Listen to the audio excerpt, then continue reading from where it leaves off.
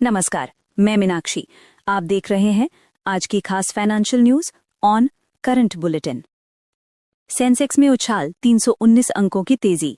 आज सेंसेक्स 319 अंकों के छलांग लगाकर 83,535 के स्तर पर बंद हुआ। इस दौरान निफ्टी भी बढ़त में रहा और 25,574 अंक के करीब बंद हुआ। अमेरिका में सरकारी शटडाउन खत्म होने की उम्मीदों से विदेशी निवेश FII बढ़ा और एशियाई बाजारों में भी मजबूती देखी गई। रुपया कमजोर, डॉलर के मुकाबले गिरावट। आज अंतर बैंकिंग में रुपया गिर गया और डॉलर के मुकाबले करीब 6 पैसे टूटकर 88 रुपये 71 पैसे पर बंद हुआ। तेल की बढ़ती कीमतों और वैश्विक अनिश्चितता ने दबाव बनाया।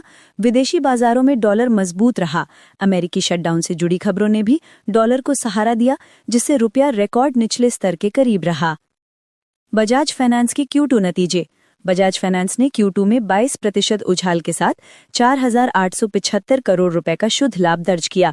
नेट इंटरेस्ट इनकम भी 22% बढ़ा। स्ट्रीट का अनुमान 4,969 करोड़ था, इसे थोड़ा पीछे छोड़ दिया। एनालिस्टों ने स्ट्रॉन्ग ग्रोथ देखा, लेकिन ग्रोथ में मॉडरेशन की ताज़ा चिंताओं पर भी ध्यान दिया। लेंसकार्ट IPO पर चेतावनी। आईवेयर कंपनी लेंसकार्ट के IPO को लेकर चेतावनी आई है। चोलामंडलम सिक्योरिटीज के धर्मेश कांत ने कहा, मूल्यांकन बहुत अधिक है और इशू से 50% तक करेक्शन हो सकती है। लेंसकार्ट का लिस्टिंग भी धीमा रहा।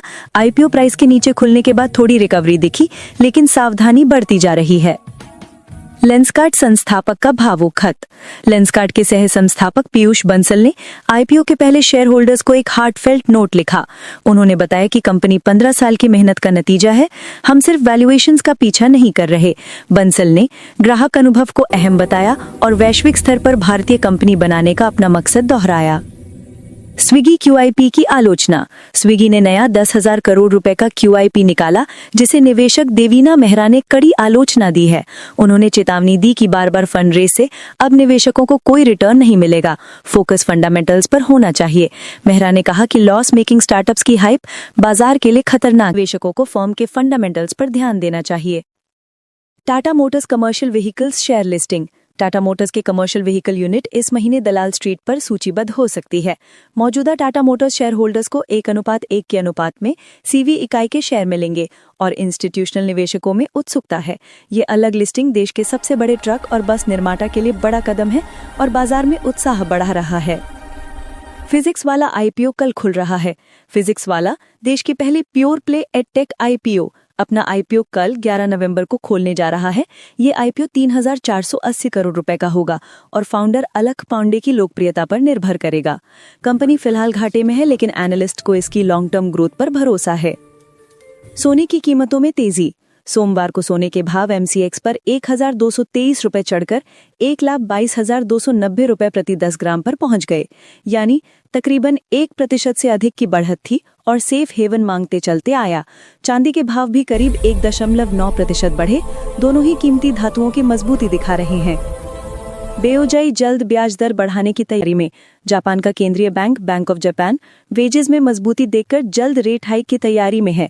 नौकरी से जुड़े वेतन के बढ़ने के कारण ज्यादातर पॉलिसी मेकर्स टाइटनिंग का समर्थन कर रहे हैं। जनवरी में कदम उठाने की संभावना है। इन्फ्लेशन अभी स्थिर है, लेकिन रिकवरी को सहारा देने के लिए नीति सामान्य करने की ओर सोच बढ़ी है। LIC ने बैंकिंग पोर्टफोलियो बदला। बड़े प्राइवेट बैंक्स यानी HDFC और ICICI को पीछे छोड़कर LIC ने SBI और येस बैंक में भारी निवेश किया है। कंपनी का मानना है कि PSU बैंक की वैल्यूइंग आकर्षक है और भविष्य में बेहतर प्रदर्शन हो सकता है। ये बदलाव वित्तीय बाजार में दिख रहा है। खासकर बैंकिंग सेक्टर में LIC की अहमियत बढ़ रही है। जापान का नया स्टिमुलस पैकेज। जापान ने ग्रोथ बढ़ाने के लिए नया इकोनॉमिक स्टिमुलस पैकेज पेश किया है। इसमें लो इंटरेस्ट रेट्स बनाए रखने का आग्रह, 17 इंडस्ट्रीज में टैक्स कट्स और हाउसहोल्ड्स के लिए राहत शामिल है। देश की सुरक्षा को ध्यान में रखते हुए ये कदम उठाया गया है। ये थी आज की प्रमुख खबरें। मैं मीनाक्षी ले रही हूँ आपसे इजाजत। जुड़े रहिए करंट बुलेटिन के साथ। धन्यवाद।